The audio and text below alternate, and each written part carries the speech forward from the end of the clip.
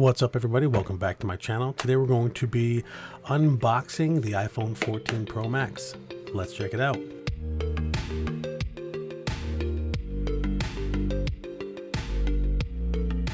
Oh man, so this is my first non-monochromatic phone. I usually get the black or the white iPhones, but today we're going to be checking out the 14 Pro Max in deep purple. Got that peel. Feels good. The box is exactly what you'd expect. There's no charger in here, so it doesn't have to be as deep. Still not feeling cool about the no charger, but this thing looks pretty cool. I like the purple because it almost has like a grayish type of look to it. It really pops. Man, I might actually have to get like a clear case for this thing or something. But yeah, it looks pretty cool. What you'd expect, very high quality feel. I got the screen protector on the front. But if you have a 13 Pro, this won't be that different. In the box, we have the usual suspects, a USB-C to Lightning cable, all your material, including the new notice that there is no SIM card in the phone. This uses an eSIM, pretty cool, I like it. Your normal booklet with regulatory junk in there that nobody pays attention to, and your Apple Troll sticker. I'll save this for later.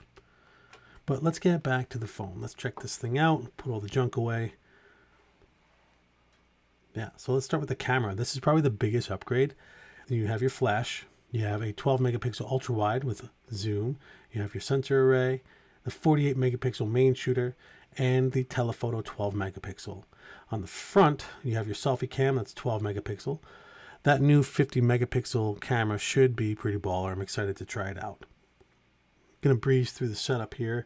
Now I did hear rumors that they were having tons of issues with activations on launch day, and it was true because this thing took quite a while to activate.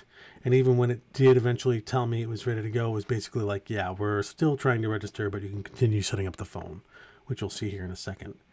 It's saying that it hasn't been able to activate it, but I can continue the setup, which is pretty cool, rather than sitting here for an hour or whatever. So I continued. Went through all the normal pages.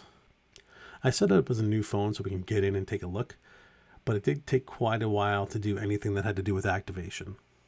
The back is the frosted glass we were all accustomed to. If you haven't had a new phone in quite a while, you'll definitely like it. At the bottom, we got the speaker grill and the power and data connection.